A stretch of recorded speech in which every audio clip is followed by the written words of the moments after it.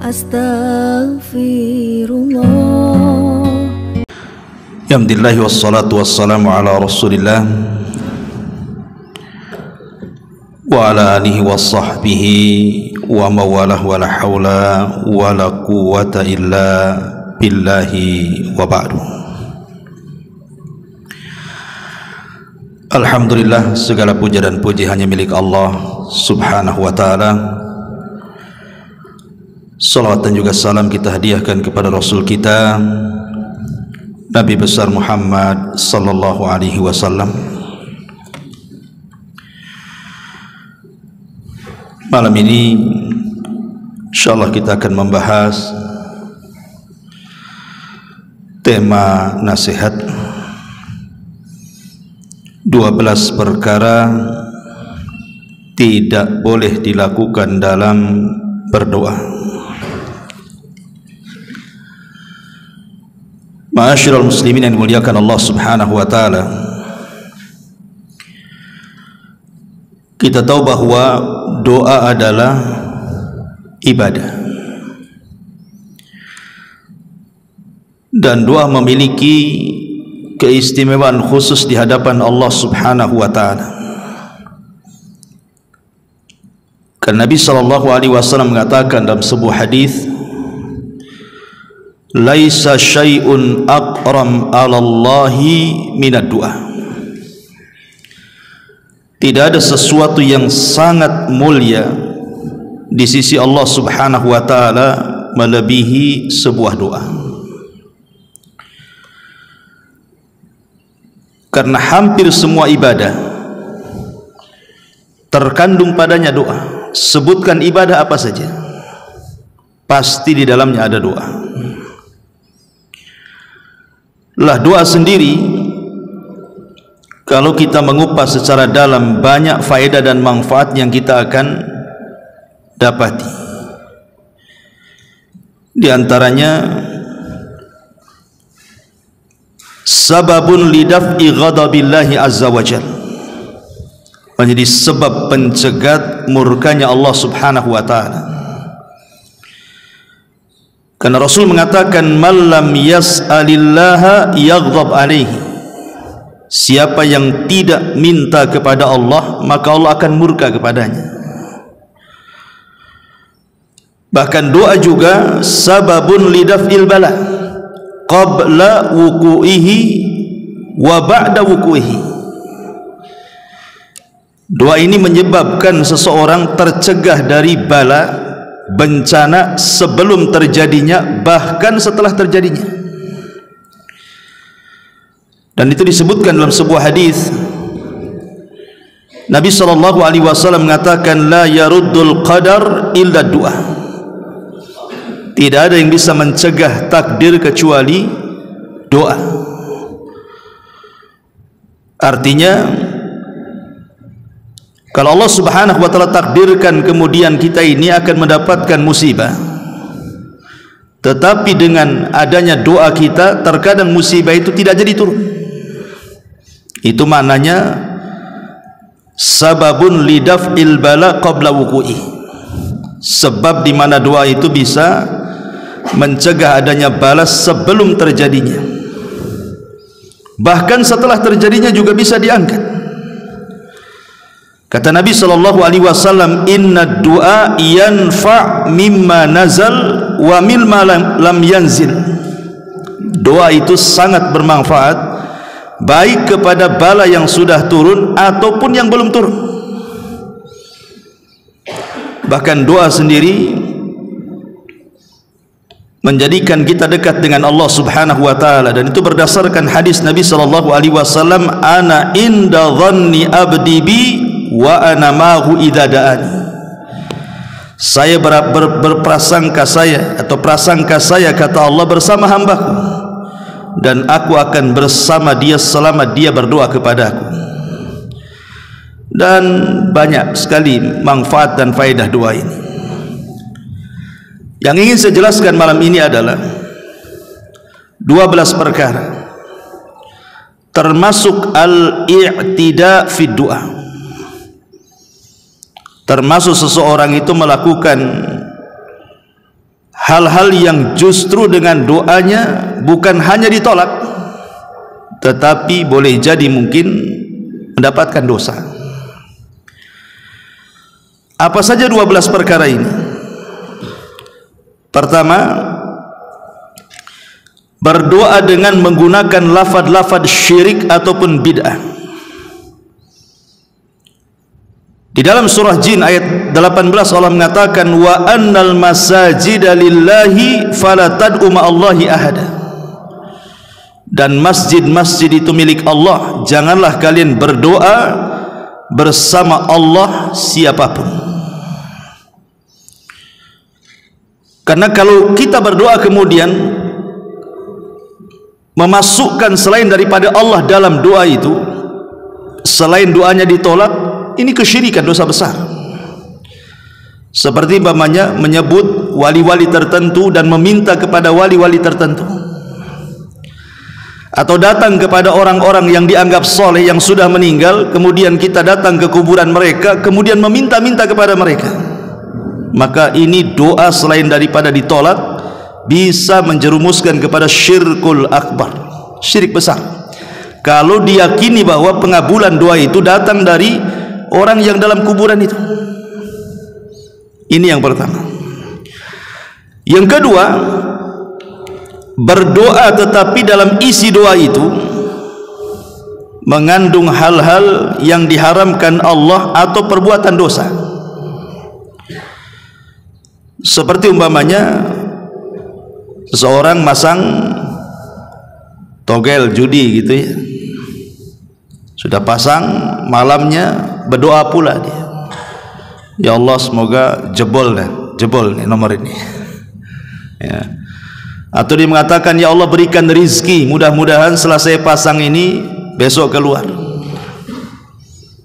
Nggak mungkin doa yang seperti ini. Ini hal-hal yang diharamkan Allah Azza wa Jalla. Judi itu haram. Atau seseorang hendak mencuri, dia berdoa ya Allah mudah-mudahan luluskanlah malam ini, sudah tak ada yang dimakan ini.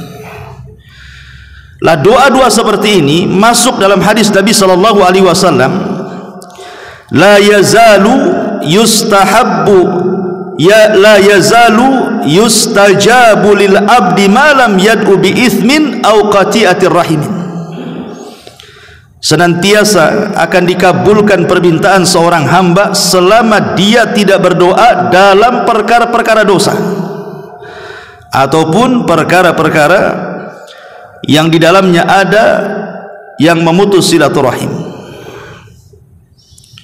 Ma'asyiral muslimin yang muliakan Allah Azza wa Jalla. Kemudian yang ketiga, berdoa meminta kematian.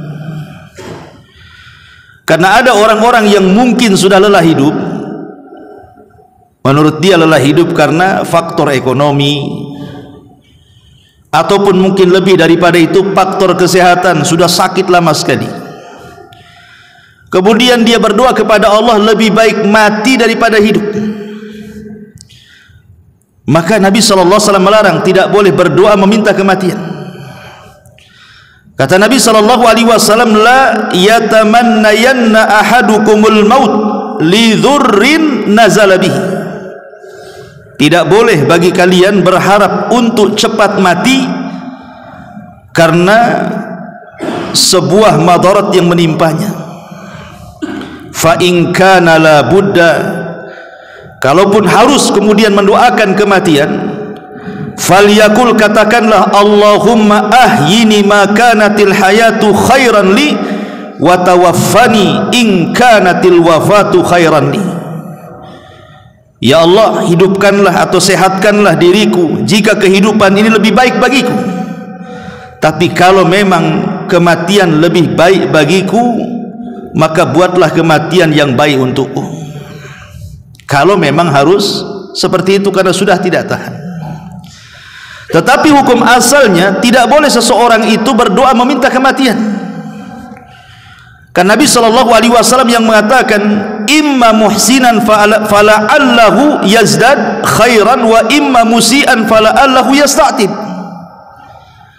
Karena kata Nabi SAW, kenapa dilarang kita berdoa meminta kematian itu? Boleh jadi kata Rasul, seandainya kemudian dia mungkin dulunya kurang beramal, salatnya kurang, puasanya kurang, birrul walidainnya kurang, tiba-tiba satu waktu kemudian dia sakit, Allah sembuhkan, maka dia bisa menambah amal solehnya tuh. Ataupun mungkin kalau dia orang jahat, kemudian dia sakit terkapar, boleh jadi kalau seandainya Allah sehatkan adalah kesempatan taubat kepada Allah Azza wa Jalla. Makanya dua perkara inilah yang kemudian melarang kita berdoa minta kematian. Tidak boleh kita berdoa meminta kematian, karena nanti di akhir zaman kata Nabi SAW, ada orang-orang yang melintasi kuburan, kemudian dia mengatakan, seandainya aku yang berada di posisi dia, katanya, karena sudah tidak tahan dengan fitnah yang melanda. Dan itu sudah banyak sekali di negeri kita ini orang-orang yang berdoa seperti itu, bahkan bukan hanya berdoa, betul-betul dilaksanakan, bunuh diri dia, kan begitu. Kemudian yang keempat, mendoakan kehancuran kepada orang-orang yang tidak berhak sebenarnya Allah untuk membinasakan. Orang ini tidak berhak dibinasakan Allah, kenapa kita mendoakan dia supaya binasa? Maka tidak boleh kita ini berdoa keburukan kepada orang untuk dihancurkan, dibinasakan, ditenggelamkan dan begitu seterusnya, padahal orang ini tidak layak untuk itu. Makanya Nabi SAW mengatakan, la tad'u ala anfusikum wala auladikum wala amwalikum la tuwafiqus sa'ata ijabatin. Janganlah kalian mendoakan keburukan, kejelekan, kehancuran kepada diri kalian sendiri, atau kepada anak-anak kalian, atau kepada harta benda kalian. Janganlah sampai doa kalian bertepatan dengan waktu dikabulkannya doa, nanti jadi kenyataan. Tidak boleh seseorang itu mendoakan, mengutuk orang supaya binasa gitu, apalagi yang dikutuknya sesama muslim. Kepada keluarga kan seperti itu. Rata-rata nih biasanya orang-orang yang mendoakan seperti ini mungkin karena merasa disakiti atau dizalimi, sehingga terkadang doa yang disampaikan kepada orang yang menyakiti itu terkadang terkeluarlah kalimat laknat, kalimat kehancuran, kebinasaan. Kata ulama, kalaupun kita harus mendoakan orang yang menyakiti kita, maka doakan sesuai dengan kezalimannya. Jangan melebihi doa dari yang dizaliminya. Dia menyakiti tak seberapa sama kita, tapi kita doanya ngeri kali, itu maksudnya.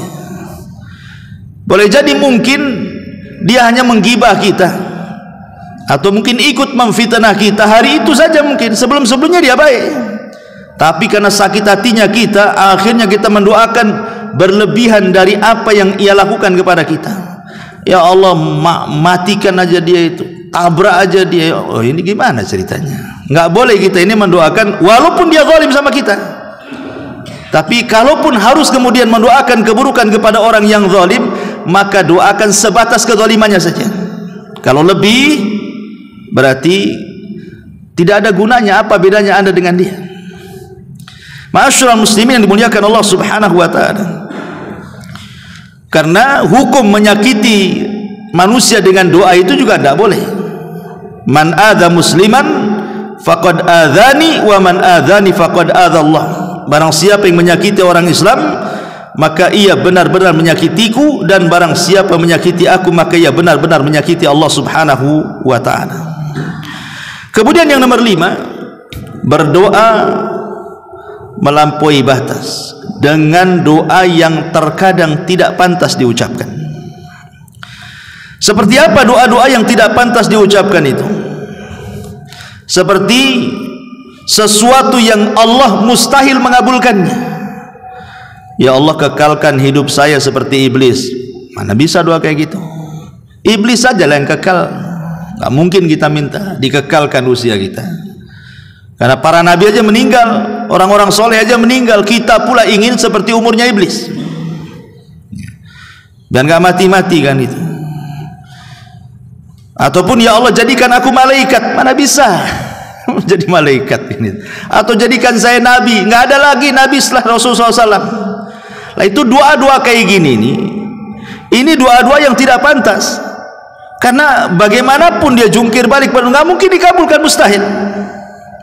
Makanya kenapa Allah Subhanahu wa taala mengatakan ud'u rabbakum tadarruan wa khufyatan innahu la yuhibbul mu'tadin. Berdoalah kepada Tuhanmu dengan rendah diri dan suara lembut, sesungguhnya Allah tidak suka orang-orang yang melampaui batas dalam doa. Makanya dalam sebuah hadis yang sahih yang diriwayatkan Imam Hakim dalam Mustadraknya, kata Nabi SAW, innahu sayakunu fi hadhil ummati qaumun ya'taduna fi tahuri wa du'ai. Akan muncul dari umatku, kata Rasul, sekelompok kaum yang mereka akan berlebih-lebihan dalam doa dan dalam bersuci. Maka tidak boleh melampau. Doa itu melampaui dari sesuatu yang mustahil dikabulkan. Kemudian yang nomor 6, berdoa dengan membatasi orang-orang tertentu saja dan mengharamkan bagi yang lainnya. Dan ini diambil dari kisah Arab Badui yang masuk ke masjid di zaman Rasul kemudian kencing. Kemudian kan sahabat marah tuh, karena gimana pun kurang adab masa kencing dalam masjid. Tapi ketika kemudian memuncak kemarahan para sahabat, Nabi SAW meledakkan kemarahan para sahabat dan mengatakan, tinggalkan dia, ini urusanku. Maka Nabi SAW pun cuman berdua antara Rasul dan orang yang kencing itu, dibiarkan sampai selesai kencing. Kemudian Rasul mendekat, kemudian Nabi SAW membawakan timba dan mengatakan, ambillah air dan siramlah tempat kencing. Maka Arab Badui ini mengambil air, menyiramkan ke tempat kencingnya. Kemudian Rasul mengatakan, masjid ini untuk sholat, untuk zikir, dan untuk baca Quran. Kemudian Rasul pun tersenyum dan menasihati dengan lembut. Rupanya nasihat Nabi SAW merasuk ke dada orang Arab Badui ini, dan dia melihat orang-orang yang memelotot padanya, para sahabat itu, dia tidak suka. Dari situlah terkeluar ucapan, Allahumma arhamni wa Muhammadan wa la tarham minhum ahada. Ya Allah, rahmati aku dan Muhammad saja, dan jangan kau rahmati mereka-mereka itu yang melotot sama aku, katanya. Kata Nabi SAW, ya fulan laqad hajjartaha an-nasin kathir. Wahai fulan, engkau telah menghalangi kebaikan kepada semua orang banyak. Masa engkau dan aku saja, katanya. Yang lain enggak boleh, ya kan? Itu tidak boleh kita membatasi doa itu, seolah-olah yang mendapatkan rahmat dia dan Muhammad saja, yang lain enggak, gitu kan. Lah ini namanya berdoa membatasi dengan orang-orang tertentu dari kebaikan, tidak boleh, ya. Ma'asyiral muslimin yang dimuliakan Allah Subhanahu wa taala. Ini yang nomor 6. Yang nomor 7, berdoa meminta disegerakan hukuman di dunia. Disebutkan dalam riwayat yang berasal dari Anas bin Malik radhiyallahu an. Jadi satu hari Rasul menjenguk seseorang dari kaum muslimin yang sakit parah sehingga sampai kurus kering, ya. Dan Nabi SAW bertanya kepada orang yang sakit, yang sudah parah kali, sudah kurus kali. Kata Rasul, apakah kamu sudah berdoa memohon sesuatu atau meminta sesuatu kepada Allah, wahai fulan? Maka ia menjawab, ya, aku telah mengatakannya. Ya Allah, apa yang telah engkau tentukan hukumanku di akhirat, segerakan saja untukku di dunia, katanya.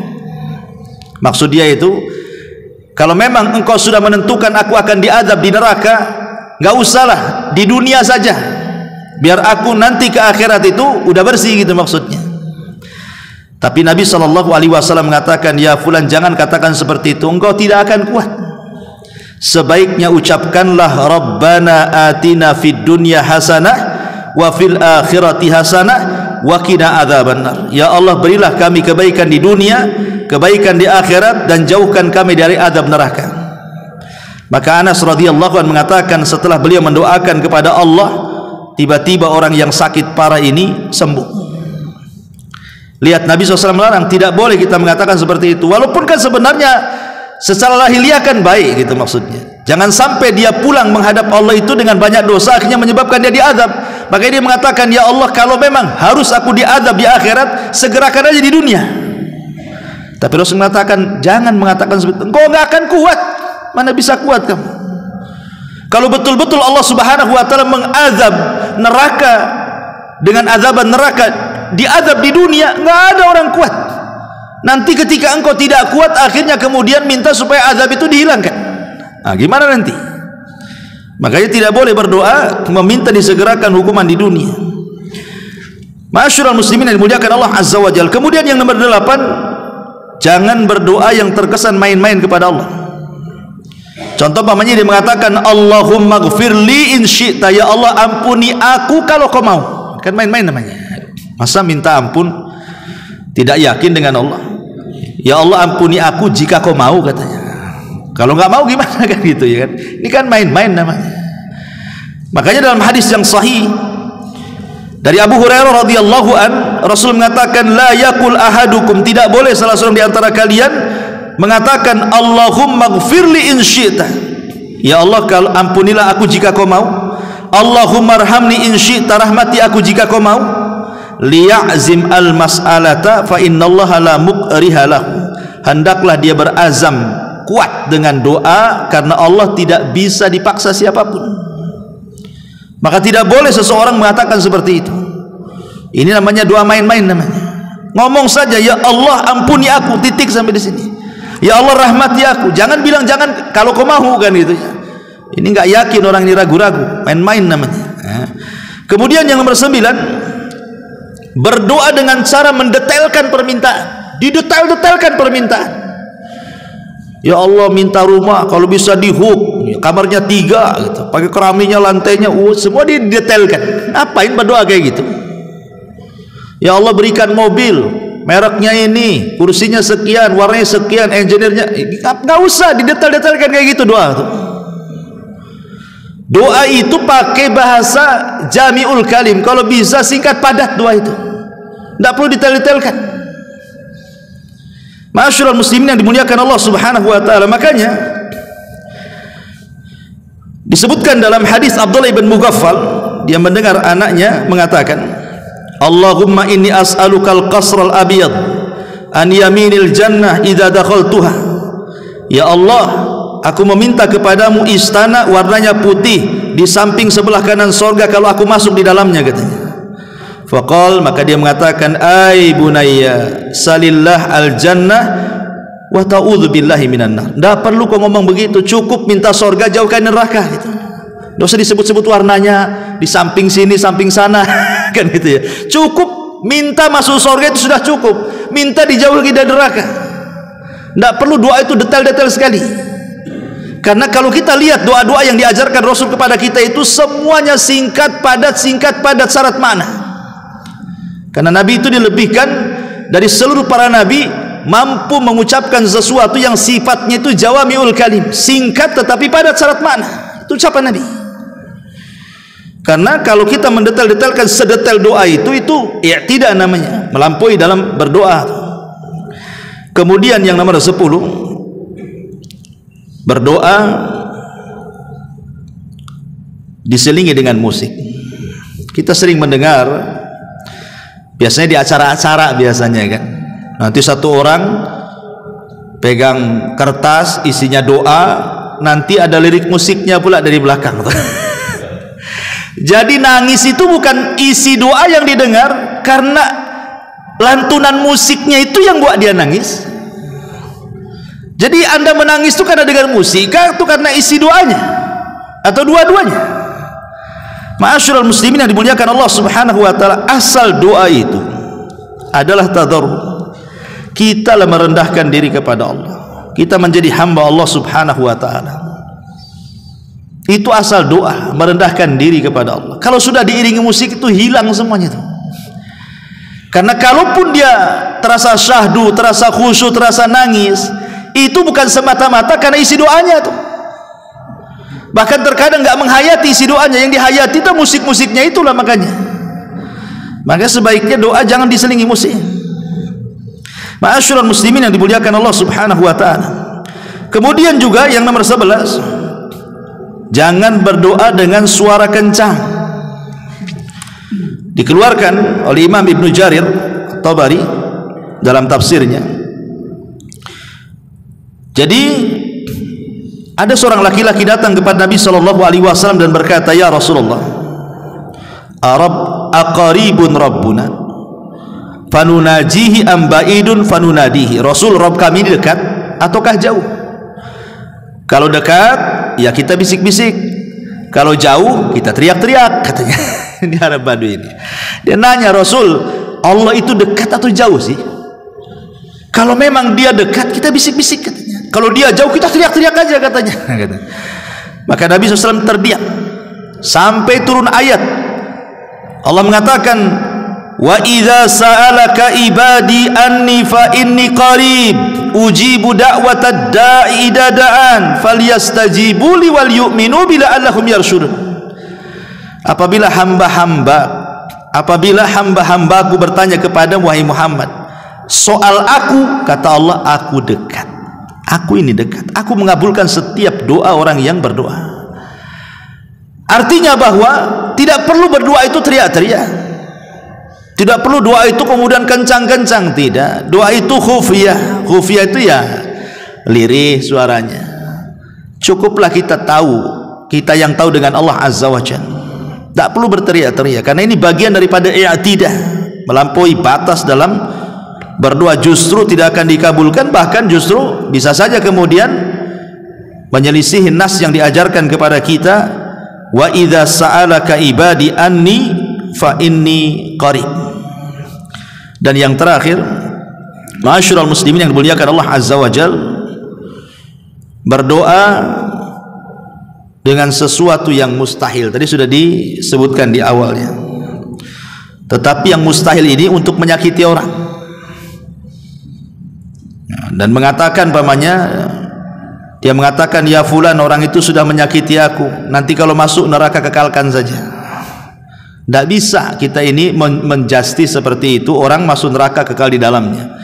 Bisa saja yang mendoakan seperti itu dia pula yang masuk neraka, yang didoakan pula masuk surga. Dan ini terjadi di zaman Bani Israel. Ketika ada ahli maksiat bermaksiat, kemudian yang ahli ibadah ngamuk-ngamuk dan mengatakan, kalau engkau tidak bertobat, Allah tidak akan mengampuni dosamu dan pasti kau akan masuk neraka dan tidak akan keluar dari neraka, katanya. Kayak dia aja yang punya neraka. Akhirnya Allah wafatkan keduanya. Yang orang baik pula dimasukkan ke neraka, yang orang jahat yang didoakan pula dia masuk surga. Jadi terbalik jadinya, kan? Kenapa? Karena dia merasa suci dirinya, orang lain merasa rendah. Nah, ini bahaya kalau kita merasa kita ini paling suci, tidak ada dosa, orang lain seolah-olah dosanya banyak gitu, sehingga dia merasa dia yang penghuni surga, dia penghuni neraka. Tidak bisa. Orang selama masih hidup ada kesempatan tobat. Maka jangan mendoakan seperti itu, karena selama orang hidup itu masih ada kesempatan tobatnya. Dan hidayah itu milik Allah. Bisa saja Allah Subhanahu wa ta'ala menerima tobatnya. Inilah 12 perkara tidak boleh ada dalam doa. Ma'asyiral muslimin yang dimuliakan Allah Azza wa Jalla. Kemudian pembahasan yang kedua, agar doa terkabul, sertakan bacaan ini. Ada bacaan-bacaan atau zikir-zikir itu yang kalau kita selipkan dalam doa, ini luar biasa nih pengabulannya, lebih cepat lagi pengabulannya.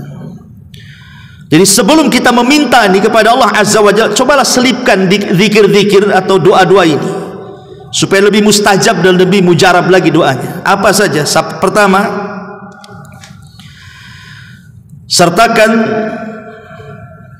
tasbih, kemudian tahmid, kemudian takbir. Tasbih, tahmid, takbir. Dan itu berdasarkan hadis Ummu Salamah radhiyallahu an, dan hadis ini dihasankan oleh para ulama, di mana ja'at Ummu Sulaim datang kepada Nabi sallallahu alaihi wasallam, faqalat, dan dia mengatakan, ya Rasulullah, alimni kalimatin ad'u bihinna fi salati. Rasul, bisa engkau ajarkan kepadaku beberapa kalimat yang aku bisa berdoa dengan kalimat-kalimat itu dalam solatku. Maksudnya dalam solat di sini setelah solat, bukan di dalam solatnya, setelah solat. Maka Nabi SAW mengatakan kepada Ummu Sulaim, sabbihillaha asyran wahmadihi asyran wa kabbirihi asyran. Bertasbihlah 10 kali, bertahmidlah 10 kali, bertakbirlah 10 kali. Summa sali hajatik. Setelah itu kau minta kebutuhanmu, hajatmu, terserah apa saja. Yaqul, maka dia mengatakan, na'am ya wahai Rasulullah, ya wahai Rasulullah. Maka kata para ulama, hadis ini menunjukkan bahwa orang yang sebelum berdoa dia membaca tasbih 10 kali, tahmid 10 kali, takbir 10 kali, maka itu penyebab tercepat dikabulkan doa. Karena dia memulai dengan tauhid, dengan pensucian kepada Allah Subhanahu wa taala, dan dengan pembesaran Allah Subhanahu wa taala. Tahmid, takbir, tasbih, ini kan bentuk tauhid, ya. Ini yang pertama. Yang kedua, selipkan juga doanya Nabi Yunus. Dan itu disebutkan dalam hadis yang disahihkan oleh Syekh Nasiruddin Al-Albani rahimahullahu taala.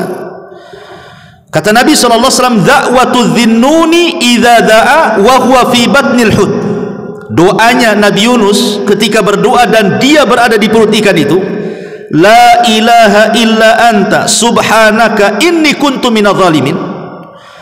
Kata Rasul, fa innahu lam yad'u biha rajulun muslim fi syai'in qad illa stajaballahu lahu. Tidaklah seorang muslim meninggalkan doa ini setelahnya meminta sesuatu kepada Allah, dipastikan Allah kabulkan semua permintaannya. Maka kalau berdoa jangan langsung minta, baca doa ini, la ilaha illa anta subhanaka inni kuntu minadh dhalimin. Kenapa coba doa Nabi Yunus kalau kita selipkan dalam doa kita ini menjadikan doa kita mustajab? Karena di sini ada 3 perkara. Pertama, tauhid, la ilaha illa anta. Kemudian yang kedua, tanzihullah, pembersihan Allah dari semua sifat-sifat yang kurang bagi Allah. Subhanak, tasbih, pembersihan, ya. Kemudian al-i'tiraf bi dzambi, ada pengakuan dosa. Inni kuntu minadh dhalimin. La ilaha illa anta, tidak ada sembahan yang berhak disembah kecuali Engkau. Subhanaka, maha suci Engkau. Inni kuntu minadh dhalimin, aku mengakui aku ini termasuk orang yang zalim ya Rabb. Menunjukkan kerendahan diri kita di hadapan Allah. 3 perkara ini menjadikan kenapa setiap kita doa, kalau kita selipi doanya Yunus itu mustajab tuh. Ini yang kedua. Yang ketiga, biasakan sebelum berdoa itu memuja dan muji Allah dengan menyebut nama-namanya. Apalagi kalau nama-nama itu berkaitan dengan Ismul A'zam, nama Allah yang agung, lebih mustajab lagi. Dan itu disebutkan dalam hadis Anas ibn Malik radhiyallahu an dari Nabi sallallahu alaihi wasallam. Kata Anas, kuntu ma'a Rasulillah sallallahu alaihi wasallam jalisan. Aku waktu duduk bersama Rasulullah, kata Anas, tiba-tiba mendengar rajulun qaimun yusalli, ada orang laki-laki yang sedang salat di masjid itu. Falamma raka'a wa sajada wa tashahhada da'a, ketika dia sudah ruku, ketika dia sudah sujud, kemudian dia tasyahud, dan sebelum salam dia pun berdoa, Allahumma inni as'aluka bi anna lakal hamda la ilaha illa antal mannan badi'us samawati wal ard ya dzal jalali wal ikram ya hayyu ya qayyum inni as'aluka. Dia berdoa seperti ini. Faqala an-nabiy sallallahu alaihi wasallam, tiba-tiba Rasul mengatakan kepada para sahabat yang ada di situ, tadruna bimada, kalian tahu dia sedang berdoa dengan apa? Qalu, para sahabat mengatakan, Allah wa Rasul alam, Allah dan Rasul yang tahu. Kata Rasul, walladzi nafsi biyadihi laqad da'allaha bismihil azim alladzi idza du'iya bihi ajab. Sungguh orang itu sedang berdoa dengan nama Allah yang agung, yang kalau kita sebut dalam doa pasti dikabulkan. Apa ismi agung di sini? Ya Hayyu ya Qayyum, itu maksudnya. Inilah Ismul A'zam. Sebagian para ulama, Ismul A'zam dalam asma dan sifat 99 nama Allah itu adalah kalimat Ya Hayyu ya Qayyum. Ya, setiap doa masukkan di kalimatnya Hayyu ya Qayyum. Ini Ismul A'zam. Nah, selipkan juga. Nah, kemudian kalau kita mau menambah dengan nama-nama Allah yang lainnya, maka sesuaikan nama itu disebut dengan permintaan kita. Kalau kita minta rizki, ya perbanyak ya Razzaq. Kalau kita minta ampun, dia perbanyak ya Ghafar. Kalau kita sakit ingin disembuhkan, ya Rahman ya Rahim, kan itu. Minta kasih sayang Allah.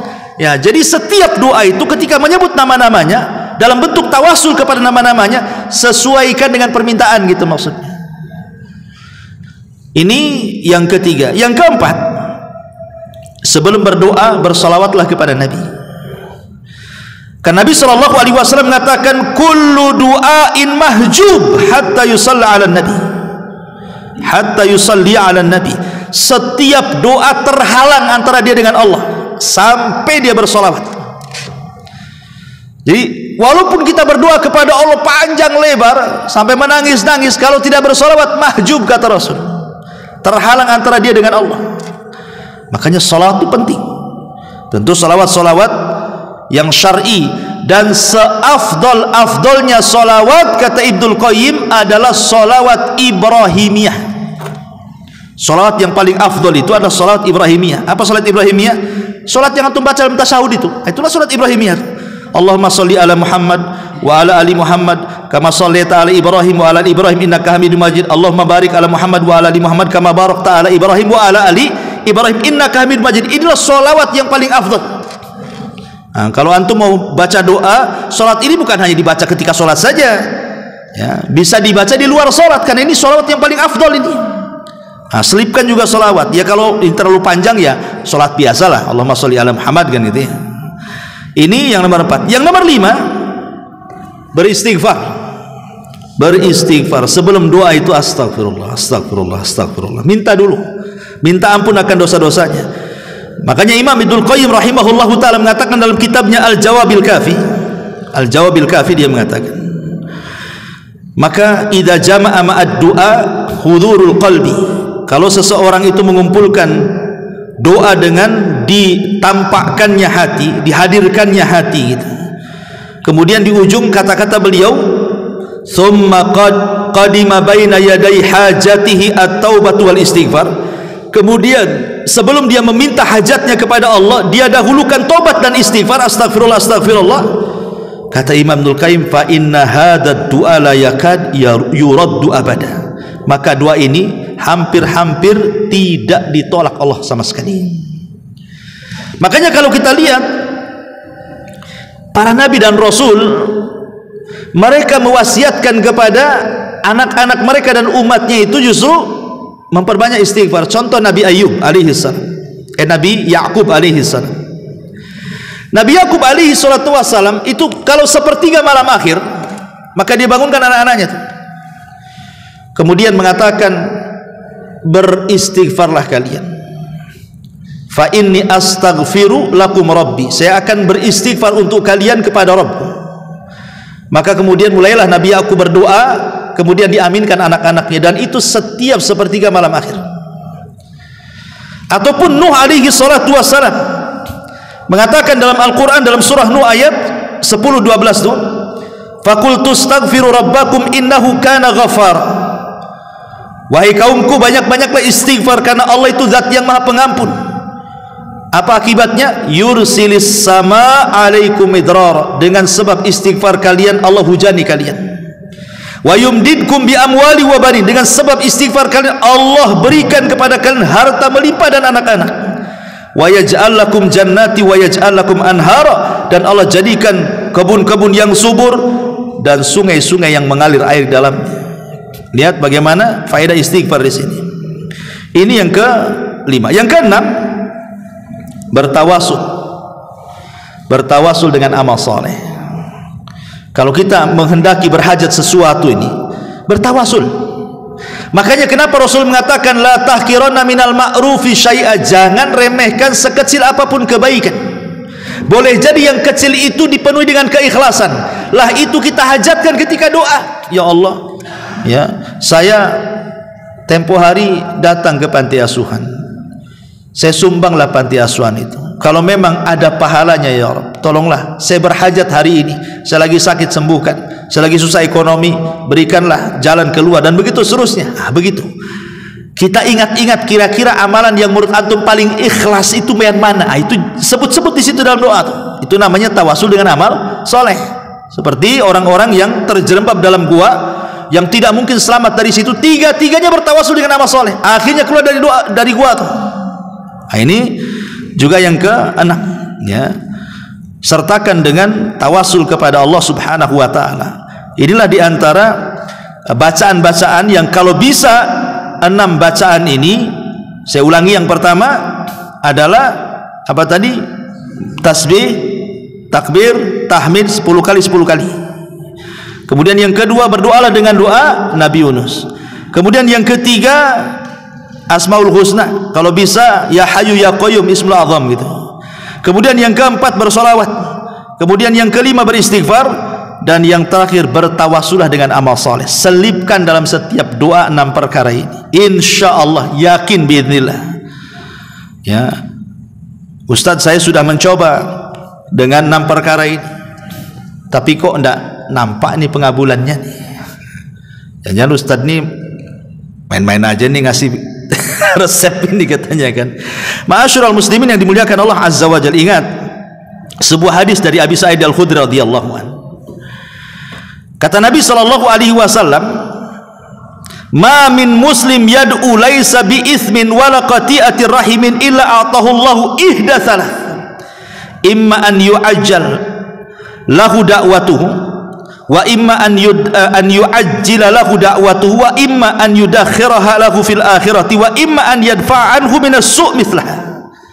Kata Nabi sallallahu alaihi wasallam, tidak boleh seorang muslim kemudian berdoa yang isinya ada dosa dan memutus silaturahim, tetapi teruslah berdoa dengan kebaikan. Boleh jadi, kata Rasulullah, pengabulannya satu, Allah kasih kita berdoa hari ini, besok pula dia dikabulkan. Atau memang tidak dikabulkan di dunia, tapi dikabulkannya nanti di akhirat sebagai pengangkat derajat kita di sorga. Atau boleh jadi Allah mengabulkannya dengan cara lain. Boleh jadi Allah melindungi kita dari bahaya yang kalau seandainya bahaya datang kepada kita lebih daripada permintaan kita kepada Allah Azza wa Jalla. Dari sini kata para ulama, pengabulan doa itu ada 4 poin. Yang pertama, 4 poin itu tahsilu ainil matlub fi waqtil matlub. Terkadang Allah kabulkan di waktu kita minta, Allah kasih. Di waktu kita minta, Allah kasih. Ini yang pertama. Yang kedua, wujuduhu fi waqtin akhar li hikmatin iqtadat ta'khirahu. Atau memang sengaja diulur-ulur, mintanya sekarang, tahun depan pula baru dijabah. Mintanya sekarang, bulan depan pula baru dijabah. Kenapa demikian? Boleh jadi ada hikmah yang kita tidak tahu. Allah tahu. Ya, kenapa kemudian diulur-ulur tuh? Kenapa? Boleh jadi dengan musibah itu akhirnya dosa-dosa kita hilang, kemudian derajat kita naik gitu, dan begitu seterusnya. Baru Allah kabulkan setelah lama gitu ya. Atau mungkin yang ketiga, daf'us syarri badalihi au i'ta khairun akhar khairun min matlubi. Ataupun mencegah keburukan sebagai bentuk daripada pengganti permintaannya. Jadi dia minta lain, dikabulkannya yang lain. Minta rumah tetapi oleh Allah dihindarkan dari tabrakan, itu maksudnya. Kita minta rumah, ya Allah saya sudah lama ngontrak ini, tahu-tahu nggak dikabulkan tuh, tetap kontrak, tapi Allah selamatkan dari bahaya dia. Nah, boleh jadi seperti itu pengabulannya, ya. Atau boleh jadi dia minta yang ini tapi dikasih yang lebih baik gitu. Ya Allah, saya pengen nikah dengan janda, dapat gadis umpamanya kan. Nah, itu kan lebih baik namanya kan. Bisa saja yang diminta itu sedikit tapi dikasih banyak. Boleh jadi, tapi mungkin ada waktu yang kita tidak tahu sampai kapan. Kemudian yang keempat, ataupun iddikharuhul yaumin yakunu ahwaj ila thawabihi, atau sengaja disimpan oleh Allah Azza wa Jalla untuk menghadapi satu hari di mana kita perlu pahala untuk menyelamatkan kita. Ya, maksudnya pada hari kiamat. Ketika kita ini tidak punya pahala, tahu-tahu pahala doa kita muncul menolong kita sebagai syafaat. Ya, ini makanya bisa saja dalam bentuk syafaat kelak pada hari kiamat, atau dalam bentuk pengangkat derajat kita di sorga. Ya, makanya jangan pernah bosan berdoa tidak dikabulkan di dunia, di akhirat, karena Allah itu maha tahu. Allah maha tahu, Dia yang menciptakan kita, Dia mengontrol kita 24 jam, tidak pernah 1 menit pun kita ini lepas dari kontrolan Allah, sehingga Allah tahu tentang kita. Terkadang orang ini sakit, sengaja Allah tidak sembuh-sembuhkan, sebab kalau dia sembuh jahat nanti dia. Atau sengaja dia sehat terus, kalau dibuat sakit nanti putus asa dia. Atau dia kaya terus, kalau dia miskin nanti dia kufur. Atau dia miskin terus, kalau dijadikan kaya nanti jadi jahat sekali dia. Itu semua kan hikmah Allah, kita tidak tahu. Bersyukurlah, namanya qanaah, pemberian Allah, itulah syukuri. La in syakartum la azidannakum wa la in kafartum inna adzabi lasyadid. Ma'asyiral muslimin yang dimuliakan Allah Subhanahu wa taala. Tetapi doa ini akan lebih mustajab lagi kalau kita sudah tahu keyakinan kapan Allah doa, kemudian disertakan dengan lafaz-lafaz tadi, kemudian hindari 12 tadi, akan lebih mustajab lagi doa itu, ikhwan, kalau seandainya bertepatan dengan waktu-waktu mustajab. Apa waktu-waktu mustajab? Pertama, waktu sahar. Waktu sahar itu maksudnya 1 jam sebelum subuh tuh. Waktu sahar itu waktu yang Allah Subhanahu wa ta'ala dan para malaikatnya turun lagi tuh. Di situ waktu mustajab, sepertiga malam akhir itu. Itu waktu yang luar biasa. Secara kesehatan pun sehat di waktu itu. Secara pengabulan doa pun paling cepat dikabulkannya. Kemudian juga yang kedua, inda iftari shaim, bagi antum yang suka puasa, memang diberikan kekuatan untuk puasa sunnah Senin Kamis, maka sebelum berbuka tuh 5 menit itu waktu mustajab sekali itu. Kemudian yang ketiga, bainal adzanaini wal iqamah, di antara dua azan, di antara azan dan qomat. Bainal adzanaini shalah, di antara dua azan, maksudnya azan ke qomat. Jadi kalau antum yang sholat jamaah ke masjid ini, yang datang setelah azan belum qomat, setelah sholat sunnah rawatib masih ada waktu, jangan sia-siakan berdoa, itu waktu mustajab. Kemudian yang keempat, inda jalsatil khatib bainal khutbataini, ketika khatib ini kan 2 khutbah 7 Jumat tuh. Di tengah-tengah 2 khutbah itu ada duduk istirahat. Disitulah mustajab doa. Ya. Kemudian yang nomor 5, inda nuzulil ghais awil matar, ketika turun hujan, karena hujan itu turun rahmat. Mumpung turun rahmat berdoa, itu mustajab tuh. Kemudian yang nomor 6, inda iltiqa'al jaish fisabilillah, ketika berkecamuk perang, kalau memang antum dalam peperangan, itu waktu mustajab. Kemudian yang ke-7, fi thuluthil lailil akhir, pada sepertiga malam akhir. Kalau yang pertama kan waktu sahar itu mendekati subuh. Kalau sepertiga malam akhir kan ditarik dari mungkin jam 1, jam 2 itu sudah mulai. Ya. Kemudian yang nomor 8, fis sujud, ketika sujud. Makanya Rasul mengatakan, sungguh-sungguhlah kalian berdoa dalam sujud. Kenapa? Karena sujud itu waktu yang mantap ketika doa. Kenapa? Karena disitulah seorang hamba merendahkan diri kepada Allah. Wajah ini mulia, ketika diletakkan di tanah itu jadi hina. Tapi kehinaan itu kan diberikan kepada Allah, menunjukkan dia qimmatuz zulli, memang betul-betul sedang merendahkan kepada Allah. Maka orang yang merendahkan kepada Allah kemudian berdoa, tidak mungkin Allah tidak mengijabah, ya.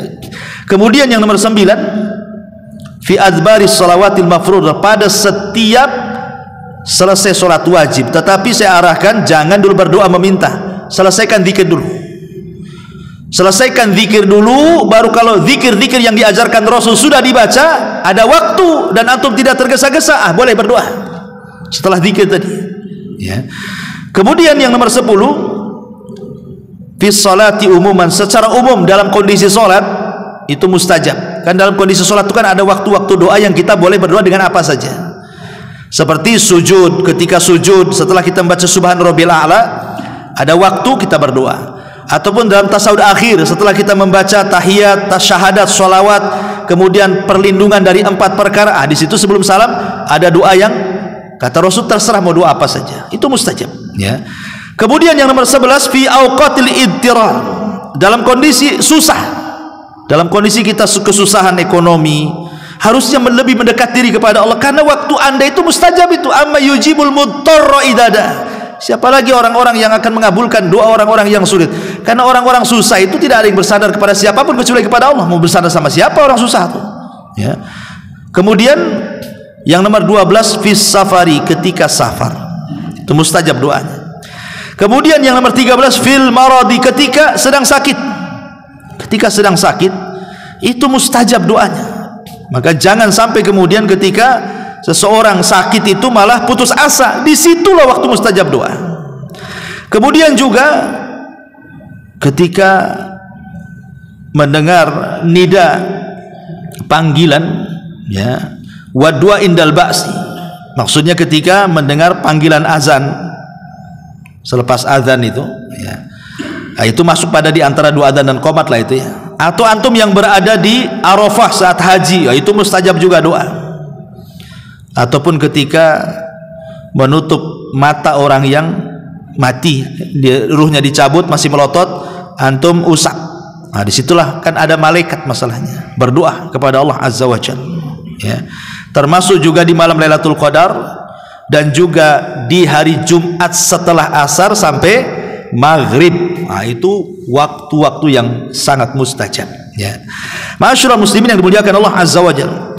Tapi kata para ulama, dari semua adab-adab doa itu, di sana ada namanya syurut doa. Ini yang lebih antum harus perhatikan lagi. Kalau sudah syarat ini yang paling inti dalam doa. Namanya syurut doa. Jangan pernah ditinggalkan. Yang pertama, ikhlas. Berdoalah dengan ikhlas kepada Allah Azza wa Jalla. Yang kedua, berdoalah dengan kebaikan. Jangan berdoa isinya keburukan. Kemudian yang ketiga, di antara syaratnya kata para ulama, jangan tergesa-gesa.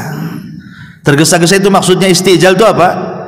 Aku sudah berdoa kok nggak dikabul-kabulkan, ya. Nah, kalimat seperti ini jangan terkeluar.